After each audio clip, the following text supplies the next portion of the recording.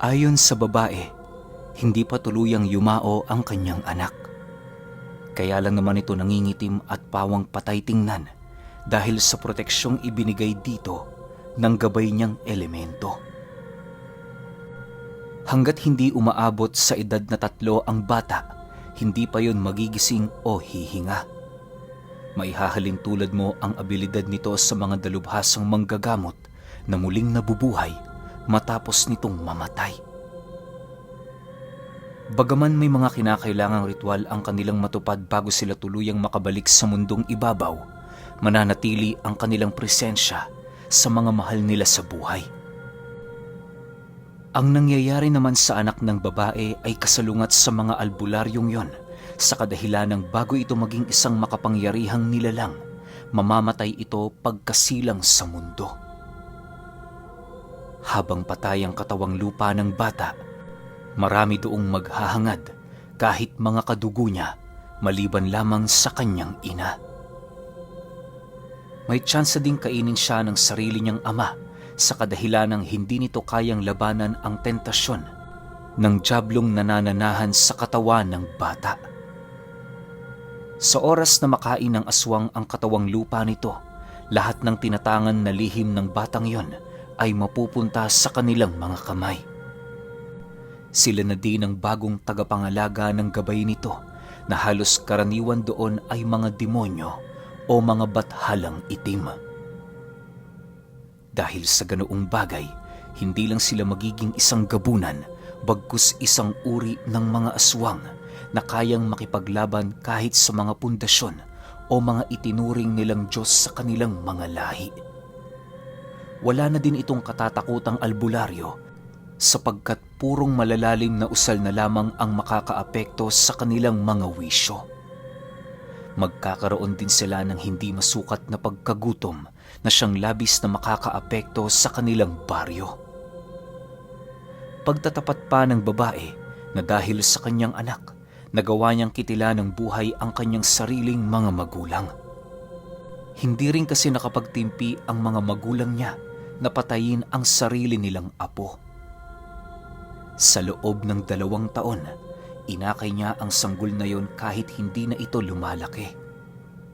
Inakala nga ng babae na totoong patay na ito, subalit dahil sa kanyang paniniwala, pinili niyang yon ay manatili sa kanyang piling. Ayon kasi sa aswang na nagpaluwal sa kanya, siya ang nag-iisang buntis sa lugar nila na nagkaroon ng anak na merong kakaibang presensya. Hindi na bago sa hanay ng kanilang pamilya ang magkaroon ng ganoong supling sapagkat napapabilang sila sa mga ninunong nagtatangan ng ganoong dugo. Dagdag pa ng babae na kung hindi siya nagkakamali, tinatangan ng kanyang anak ang gabay na namamahala sa kapangyarihan ng lupa. Matapos itong marinig ni Mercito, tila ba doon na din nabuo sa kanyang isipan na kainin ang batang yon. Para sa kanya, isa yung matibay na ebidensya upang mapatunayan ang lahat ng bagay na sinasabi nito.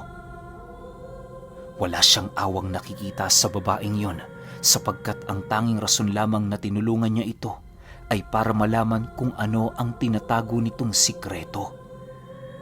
Sa isang iglap, inihipa niya ng tigalpo ang babae at kasabay nito ang walang awa niya ditong pagtarak ng kanyang kuko sa dibdib ng nilalang. Harap-harapan niya yung ginawa kahit naroon si Apolonyong saksi sa mga nangyari. Matapos niya yung gawin, bigla namang bumagsak ang babae sa lupa habang nag-aagaw buhay. Maihahalin tulad mo ang pagkamatay nito sa isang isda na parabang walang emosyon o sakit na nararamdaman dahil sa tigalpong bumalot sa katawan nito.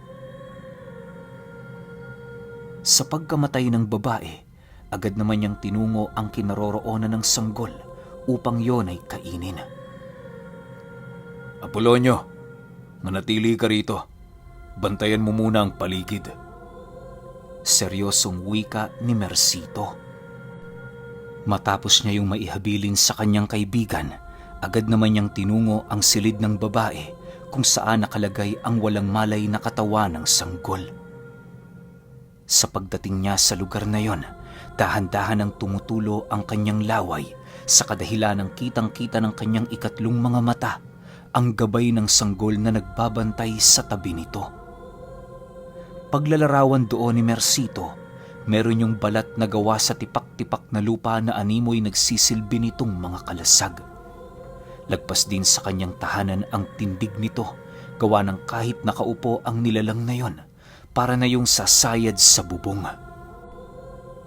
Ayon pa kay Mercito, na ang napakahabang sungay ng demonyo ay halos hindi niya magawang masilayan sapagkat pinaiikutan ito ng maiitim na abo. Nagliliwanag din ang mapupula nitong mga mata at meron yung pangil na halos kulay ginto kung iyong sisipatin. Wala din yung mga paa at meron itong napakalapad na mga kamay na animoy kayang tibagin ang lupa sa isang kumpas lang. Habang pinagmamasdan niya ang nilalang, dahan-dahan naman siyang lumalapit sa bata. Alam niyang wala itong kakayahan para siya ay saktan sa kadahilan ng walang wisyo ang katawan nitong pinagsisilbihan. Sa paglapit niya sa batang yon, biglang lumuhod sa kanyang harapan ng nilalang na yon habang dahan-dahan niyang kinukuha ang katawan. Matapos niya yung kunin, walang pag-aalangan niya din yung kinain na siyang naging sanihi upang unti-unting maglaho ang nilalang.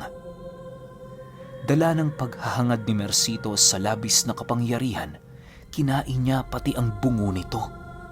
Wala siyang pinalagpas na kahit ano, maging ang dugo.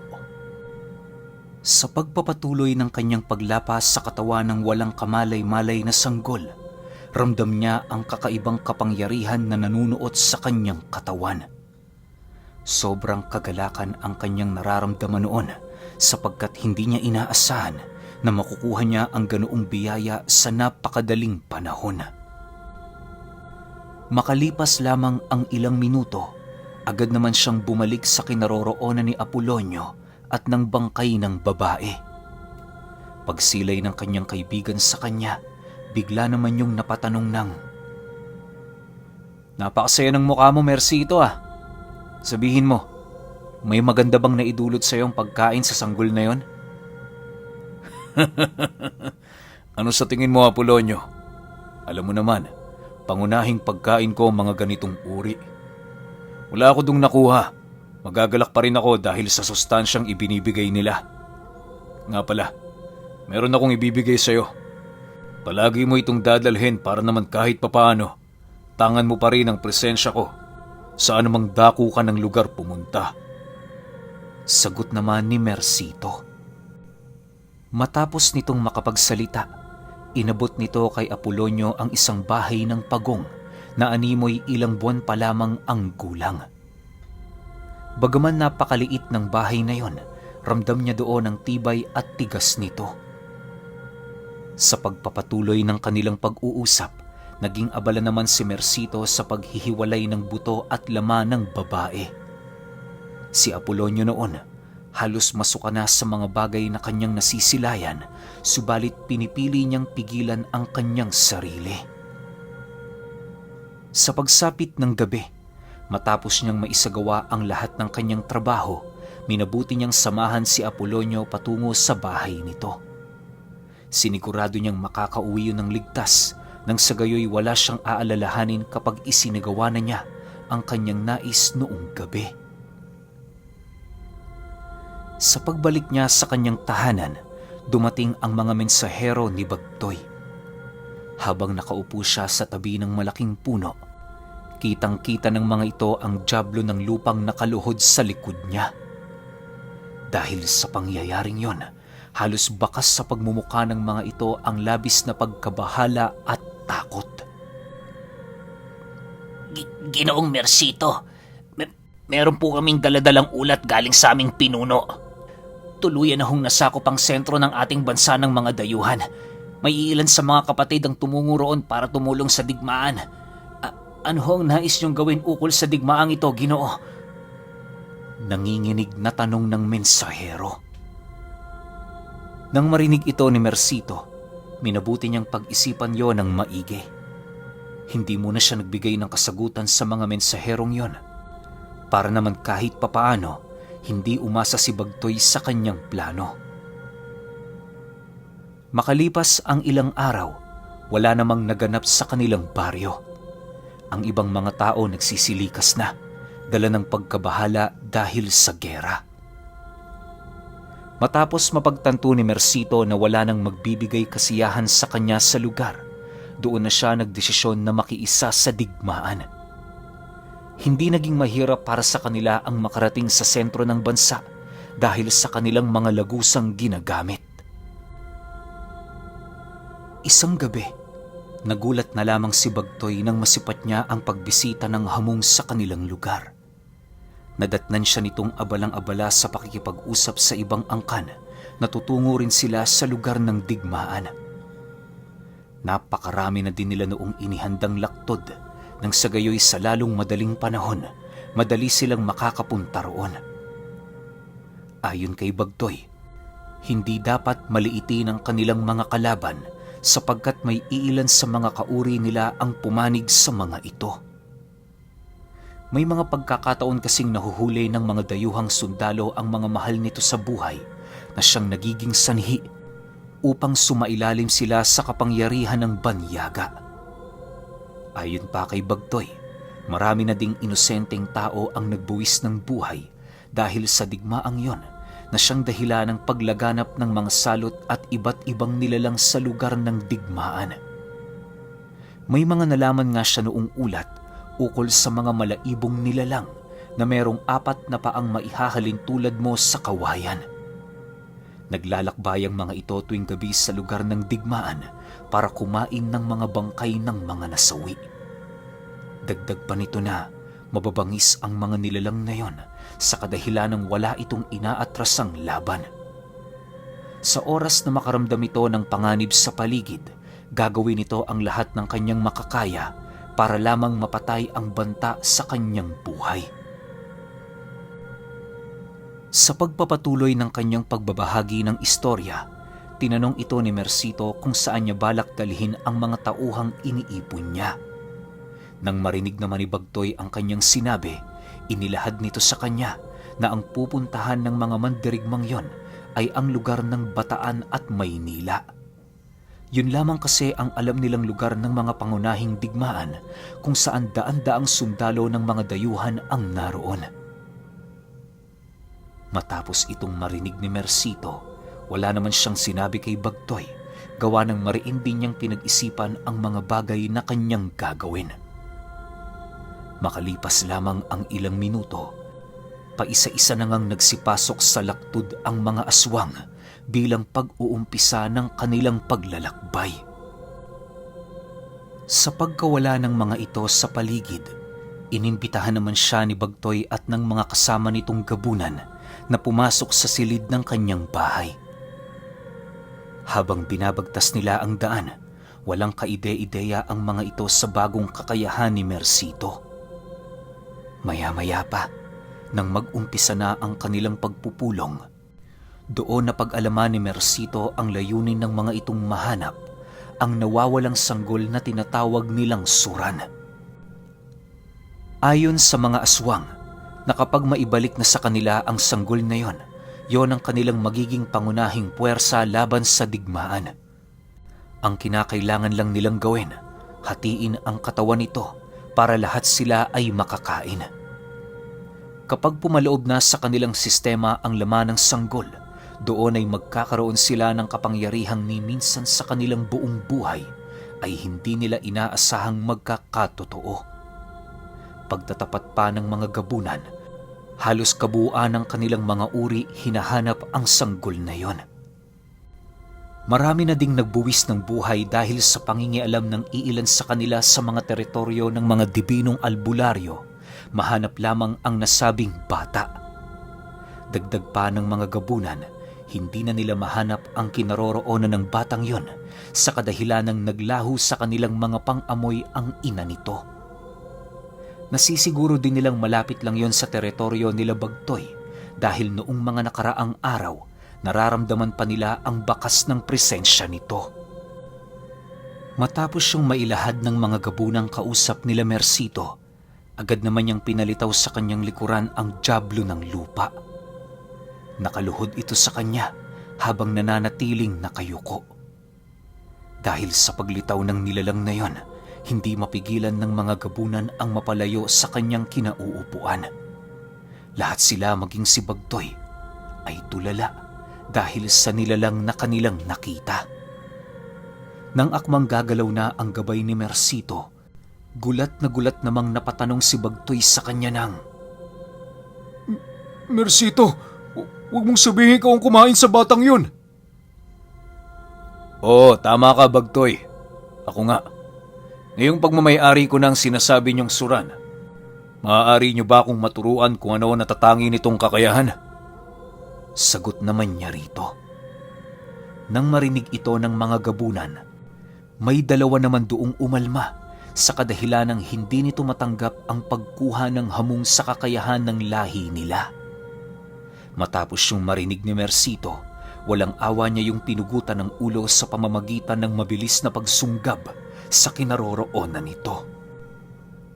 Dahil sa bilis ng kanyang pag-atake, wala nang nagawa ang mga nilalang na yon, kundi kaharapin ang wakas ng kanilang mga buhay. Sa pagbalik ng katahimikan sa paligid, dahan-dahan naman siyang tumayo habang nagsasabi ng, Huwag niyo sanang kakalimutan kung sino ang kausap ninyo. Kakampi niyo ako pero hindi ko palalampasin ang anumang pang-iinsulto. Matapos nitong makapagsalita, lahat ng mga gabunan ay napatahimik.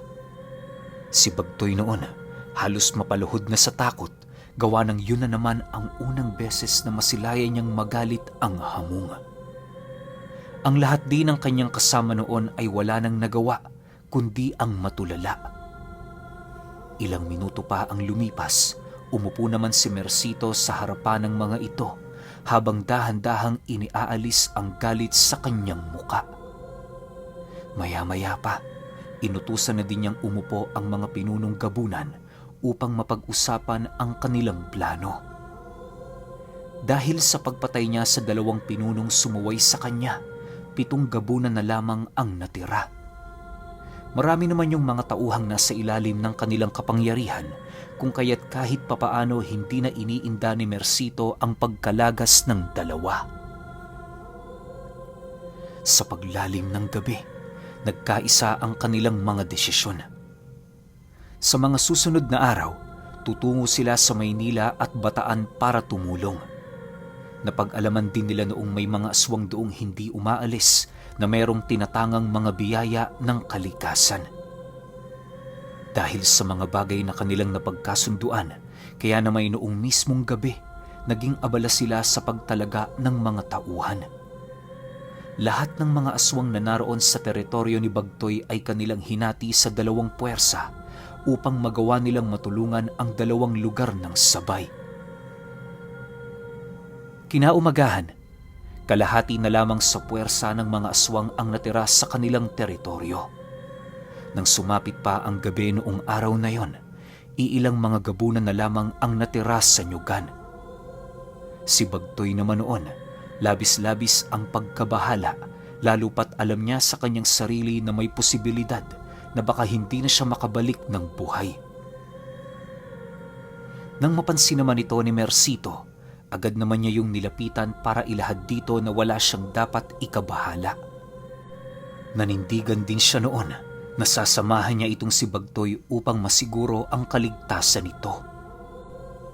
Sa pagpapatuloy ng kanilang pag-uusap, hindi nila napansin ang paglipas ng oras. Paglabas nila sa tahanan ni Bagtoy, napansin nilang takip silim na pala. Ang mga kasama naman nilang natira, abalang-abala sa paghahanda ng kanilang mga sarili. Ang iilan dito pumasok na sa mga laktod upang maglakbay patungo sa mga digmaan. Habang pinagmamasdan nila ang kanilang mga tauhan, napatanong naman noon si Bagtoy kung bakit kinakailangan pa nilang mangialam sa digmaan ng mga ordinaryong tao. Nang marinig naman ito ni Mercito, inilahad niya rito na kaya nila ginagawa ang bagay na yon upang maprotektahan mismo ang kanilang mga pagkain. Ayon kay Mercito, na kapag hindi sila tumulong may posibilidad na maubos ang lahat ng tao sa bawat lupain ng bansa. Hindi nito mapipigilan ang mga dayuhan, lalo pat marami yung tinatangan na mga sandatang labis na makapangyarihan. Naniniwala si Mercito noon, kabilang sila sa mga bayaning hindi nakilala ng kasaysayan sapagkat nakipaglaban sila sa digmaan sa likod ng anino ng gabi. Hindi din mahirap para sa kanyang tanggapin ang ganoong sakripisyo, gawa ng para din naman ito sa ikabubuti ng kanilang mga lahi. Dagdag pa niya, hindi na mahalaga kung makilala pa sila o hindi na. Ang importante, isa sila sa mga nilalang na naging makabayan sa lupang kanilang pinagmulan. Matapos siyang mailahad ni Mercito, tila ba mas lalong tumaas ang moral ni Bagtoy sa kanyang sarili. Sa paglalim ng gabi, nagpasya na silang dalawang tumungo sa digmaan. Unang pumasok noon si Mercito sa laktud, nang sa gayoy hindi siya pagdudahan ng kanyang kaibigan. Sa pagdating nila sa lugar ng bataan, agad na bumungad sa kanila ang napakaraming putok ng baril sa paligid. May mga nasisipat naman sila noong mga aswang na lumilipad sa kalangitan, subalit madali din yung nagsisibagsakan dahil sa mga makapangyarihang armas ng dayuhan. Ayon nga kay Mercito, na kung walang naganap na digmaan sa lugar na yon, maaaring marami pang nabubuhay na aswang ngayong pangkasalukuyan. Yon ang naging sanhi kung bakit madadalang na lamang ngayon ang pagpaparamdam ng mga aswang. Karamihan kasi sa mga nilalang, hindi na naipasa ang kanilang mga tinatangang bertud dahil sa pagkamatay ng mga ito sa lugar ng digmaan. Sa pagpapatuloy ng kanilang pagmamasid, may mga antingerong gerilya naman silang nasisilayan di kalayuan sa kinaroroonan nila. Walang habas yung nakikipaglaban sa kabila ng mga kasama nitong unti-unti nang nalalagas. Makalipas lamang ang ilang oras, pinili nila Bagtoy na maghanap ng lugar kung saan maaari nilang pagmasda ng paligid. Hindi kasi sila noon maaaring sumabak lang sa digmaan, lalo pat hindi pa nila kabisado ang lugar na yon. Lumipas ang araw at gabi, nagpatuloy ang ganoong sigalot sa lugar. Ang tensyon noon halos hindi humuhupa dahil animoy minu-minuto may nagbabarilan. Naging saksi din sila sa pagkamatay ng mga ordinaryong tao na ang iilan sa mga ito kinain ng pangkat nila Bagtoy. Lumipas pa ang maraming araw, dahan-dahan ang bumabalik sa katahimikan ang paligid. Sila Mercito noon, marami nang napaslang na mga dayuhan dahil sa mga abilidad nilang kayang magkubli sa kadiliman. Nagagamit na din niya ng buong lakas ang kanyang mga tinatangang bertud, maging ang kakayahan ng dyablo ng lupa na siyang nagsisilbi niyang gabay. Sa pagramdam nilang magagawa ng makayanan ng mga taong kalahi nila ang digmaang yon, pinili na nilang umalis sa lugar. Maliban kasi sa may pinsalang natamo itong si Bagtoy, ramdam na din nila ang paghihirap ng iilan sa kanilang mga kasama. Sa halos humigit 50 aswang na kasama nila patungo sa lugar, tanging 10 na lamang ang natira. Karamihan sa mga napaslang noong mga araw na yon ay kadugo ni Bagtoy, na siya namang labis na nagbigay sa kanya ng matinding kalungkutan.